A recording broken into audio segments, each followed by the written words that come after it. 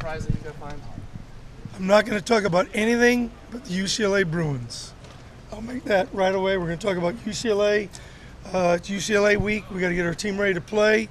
So that's any questions you have about our players or UCLA, I'll be more than happy to answer. Let's talk about UCLA's offense and Hundley, pretty mobile quarterback. Is he somewhat like facing your own offense? You know, he really is. I don't think he's as fast as Marcus, but he's might be a real strong guy. He's elusive. He's more elusive and faster than you think. So he can make some plays with his feet and extend plays. And whenever a quarterback can do that, just like our guy, you watch Marcus, it's tough.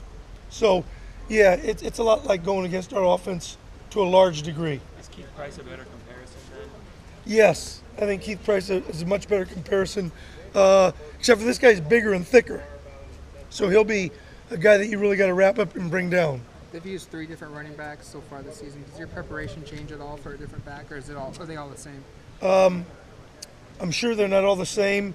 They all probably bring a couple of different things to the table, but it does not change our preparation. Coach, what's the most dangerous part of the UCLA offense?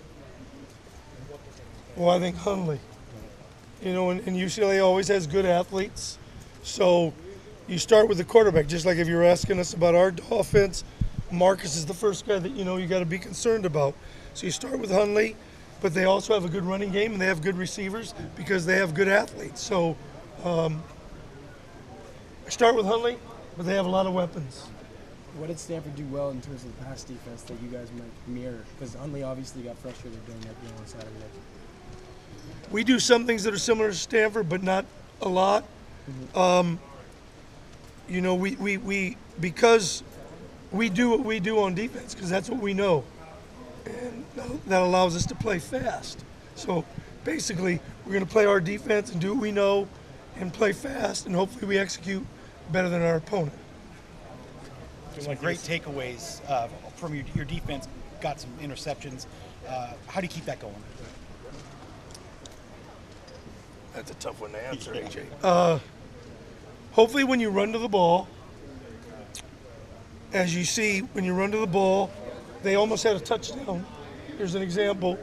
Could have been a touchdown. Eric Dargan knocked the ball out of the kid's hand, number 1, near the goal line. Rodney Hardwick, who was way about 10 yards upfield, turned around and ran, and he recovered the fumble in the end zone. So when you run to the ball, you get a chance to get a lot of fumbles. If a lot of guys are on ball for strips or tips and overthrows. So we keep preaching run to the ball. It seemed like when Hundley was getting flushed out of the pocket, his throwing accuracy started to decrease. Do you see that too? Is that something you feel like you guys can exploit again? I hope so. Is their offense, do they try to up-tempo it, or are they going to try to hurry? They do a little bit. You can see that they have what I call our turbo, where they say something, they line up and basically run the very same play, same formation, or something similar to it. They do up-tempo. I don't say this with any being bragging or anything, but up-tempo should not bother us because we practice against up-tempo all the time. So hopefully that's not ever a factor. Last week against Washington State, we talked about maybe getting sacks against the Cougars might prove difficult with how they get the ball out so quickly. How do you think your defensive line performed with the 4 sacks? I was happy with our D-line. When they get the ball out quick, it's hard to get home. So 3rd and long gives you a better chance. But they did a good job. You know, Holiday did a heck of a job throwing the ball. He's a good athlete. He's a good player. And, you know, he didn't try to scramble. So basically we kept him in the pocket. I think this week we have a little bit different guy. I almost said animal, and I would have got in trouble again. A little bit different guy. I didn't mean it that way. Okay. What does Armstead need to do to get back in the groove? He's in the groove. I think he's got his arm hurt a little bit, Ryan. So he's in the rotation. He's not 100%, but he's getting closer and closer, and he's a guy we need, and he'll still play a lot.